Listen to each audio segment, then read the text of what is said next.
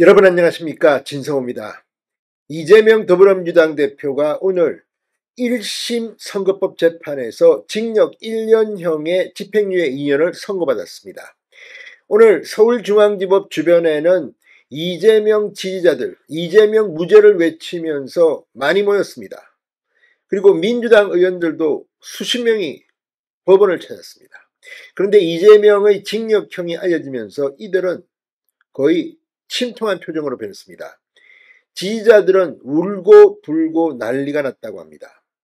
그리고 판사를 겨냥해서 판사 XX 미쳤다 이러면서 한성진 부장판사 오늘 이 재판의 재판장을 공격하기 시작했습니다. 지금 법원은 한성진 부장판사의 신변 보호에 들어갔습니다. 자, 그런데 궁금한 게 바로 이겁니다. 어제까지만 해도 이재명 대표가 벌금 100만원형 이상이냐 이하냐, 100만원형 이상이면 국회의원직이 날아가고 다음 대통령 선거에 출마할 수 없습니다. 더불어민주당은 434억 원의 대통령 선거 비용을 선관위에 반납해야 합니다. 자, 그래서 윤상현 의원은 벌금 80만 원을 예상하기도 하고 아무튼 벌금 300만 원이다, 500만 원이다 이런 말이 나왔습니다. 판사 출신 김재원 최고위원은 징역 1년을 예상했습니다. 그런데 오늘 뚜껑을 열어보니까 징역 1년형이 선고됐습니다.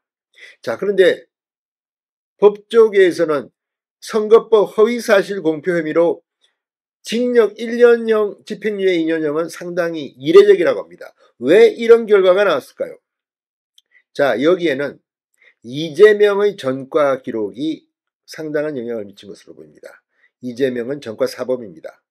그리고 공공성이 강한 방송, 전파, 선거의 위중성, 아무튼 오늘 이 양형 기준으로 보면 전문가들이 의아했던 점은 바로 여러 가지 이재명을 벌금형이 아니라 징역형을 선고하게 한 이유가 나옵니다. 이걸 보면 2심, 3심에서도 이재명이 회복 불능일 것으로 보입니다. 무엇보다 지금 민주당은 거의 아수라장이 됐습니다. 개별적으로 판사들을 공격하기 시작했습니다. 무죄를 주장하던, 무죄를 예상하던 박지원 의원 같은 경우는 바보처럼 돼버렸습니다. 자, 트럼프를 이야기하는데 트럼프와 케이스가 같을까요? 아무튼 오늘 이재명 대표가 피고, 선거법 재판의 피고로서 징역형을 선고받게 한 배경은 뭘까요? 진성호의 융단 폭격 시작합니다. 이재명 더불어민주당 대표를 융단 폭격합니다. 자, 선고된 형량이 징역 1년에 집행유예 2년인데 이 정도 형이 나올 거라고 법조계에서 예상한 사람들은 그리 많지 않았고 기자들도 마찬가지라고 실토합니다. 그런데 벌금형이 아니라 징역형이 나왔습니다. 관심은 어제만 해도 당선 무효를 가르는 벌금 100만 원 이상이냐 이하냐 이런 논쟁이었는데 예상보다 센 형량이 나왔습니다. 민주당은 무조건 무죄라고 주장해 왔습니다. 그런데 이번 징역형 선고로 이제 이재명과 민주당의 주장, 무죄 주장은 완전히 신뢰성을 상실했다는 이야기입니다. 자, 재판부가 통상적으로 줄 수 있는 형량보다 센 형량을 준 이유는 뭘까요? 대법원 양형 기준을 보이는데 이재명 대표가 유죄를 받을 수 있는 기본 형량은 벌금 200만 원에서 800만 원, 징역 10개월 이내라고 합니다. 그런데 징역 1년형이 나왔습니다. 왜 그럴까요? 자, 여기에도 이재명의 형을 재판장이 올릴 수 있는 기준이 있습니다. 마음대로 이건 올릴 수 없습니다. 자, 선거에서 중요한 판단사항인 경우, 내용이 수많은 국민에게 전달되는 전파성이 강한 경우, 그리고 마지막으로 전과가 있는 경우 이 세 가지가 인정됐다고 합니다. 무엇보다 이재명은 전과 사범입니다.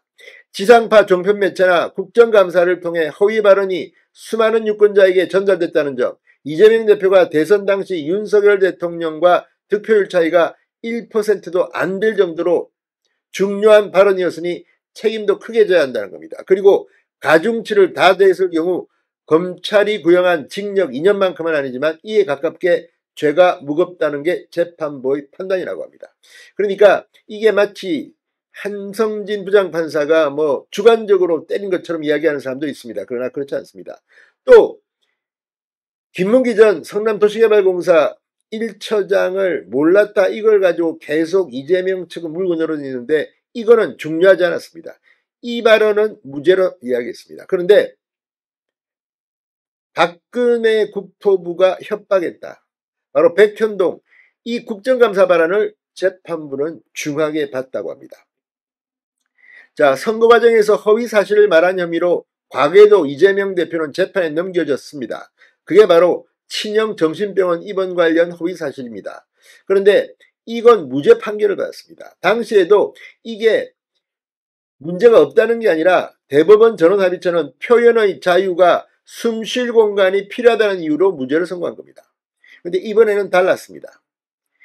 재판부도 표현의 자유를 고려해야 하는 건 맞다고 말했습니다. 그러나 허위사실 공표로 국민이 허위 정보를 얻어 민의가 왜곡될 위험성도 고려해야 한다고 재판부는 지적했습니다.